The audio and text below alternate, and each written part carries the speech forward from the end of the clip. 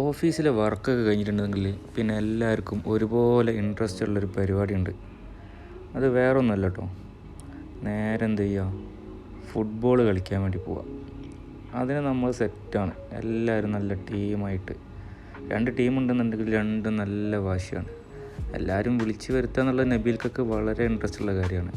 Football കളിക്കുന്നതിൽ ഓരോരുത്തർക്കും ഓരോ interest ഉണ്ടാവുമല്ലോ. അപ്പോൾ ഞങ്ങൾ അങ്ങനെ ടീമിനെ വെയിറ്റ് ചെയ്തുകൊണ്ട് നിൽക്കുകയാണ്.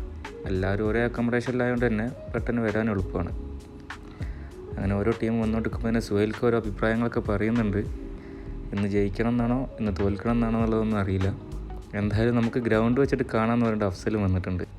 കളിക്കാൻ പോകാൻ എല്ലാവരും എത്തിയ സ്ഥിതിക്ക് ഞങ്ങൾ പെട്ടെന്ന് തന്നെ ഗ്രൗണ്ടിലേക്ക് ഇറങ്ങുകയാണ്. കാരണം ഓപ്പൺ ഗ്രൗണ്ട് ആയതുകൊണ്ട് ഗ്രൗണ്ട് പെട്ടെന്ന് തന്നെ ഫുള്ളാകാൻ ചാൻസ് ഉണ്ട്.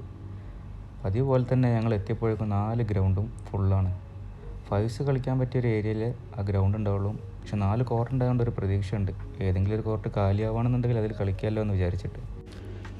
4 കോർട്ടിൽ എവിടെയെങ്കിലും ഒരു ഒഴിവുണ്ടോ എന്ന് നോക്കിക്കൊണ്ട് സുഹൈൽക്കും അഫ്നാസും ഇറങ്ങിയിട്ടുണ്ട്.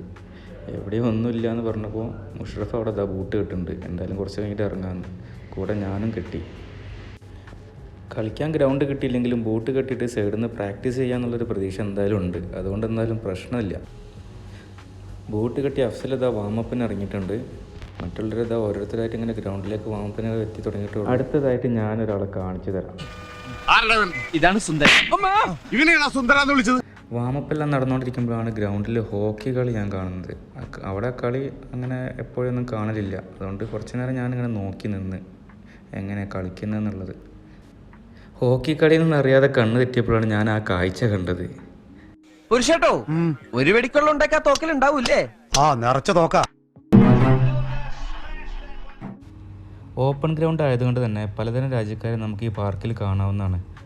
അതിലെല്ലാവരും ഫുട്ബോൾ കളിക്കാൻ വേണ്ടി മാത്രമേ വരുന്നവരല്ല കേട്ടോ. ചിലർ ഈ പാർക്കിൽ ചുമ്മാ നടക്കാനും മറ്റു ചിലർ ഫുട്ബോൾ കളി കാണാനൊക്കെ വരുന്നവരുണ്ട്. ഒരു ഗ്രൗണ്ടിൽ കളിച്ചുകൊണ്ടിരിക്കുന്ന പിള്ളേർ ഏകദേശം ടയേർഡാണെന്ന് കണ്ടപ്പോൾ നമ്മുടെ മുഷറഫും സൈദാലിയും അവരെ പേടിപ്പിച്ചൊന്ന് കയറ്റാൻ വേണ്ടിയിട്ട് അങ്ങോട്ട് പോയിട്ടുണ്ട്. എന്തായാലും സംഗതിയായിട്ട് അവർ കയറി തന്ന്. അങ്ങനെ വാശിയേറെ ഞങ്ങൾ കളി ആരംഭിക്കാൻ പോവാണ്. Instrumentals here, but let me know if you like song lyrics inspired by the idea of travel. കളി കഴിഞ്ഞിട്ടുണ്ടെന്നുണ്ടെങ്കിൽ ഗ്രൗണ്ടിൽ കുറച്ച് സമയം ഇരുത്തുണ്ട്. അന്നത്തെ കളിൻ്റെ പോരായ്മ ചർച്ച, പിന്നെ കൂടെ അതിൻ്റെ കച്ചറ പിന്നെ എല്ലാ കളി കഴിഞ്ഞിട്ടുണ്ടെങ്കിൽ സ്വാഭാവികമാണ്.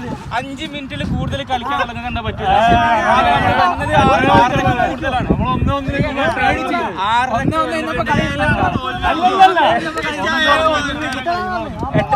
കളിക്കാനാ ഞാൻ കണ്ടിട്ടില്ലല്ലോ.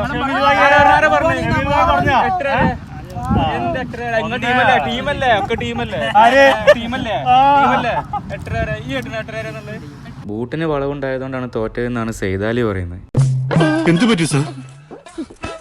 അവന്റെ കരച്ചിൽ എന്ത് സഹിക്കാൻ പറ്റുന്നില്ലടോ. ആ സമയത്താണ് ഡൽഹി ക്യാപിറ്റൽസും രാജസ്ഥാൻ റോയൽസും IPL കളി അവിടെ നടന്നുകൊണ്ടിരിക്കുന്നത്.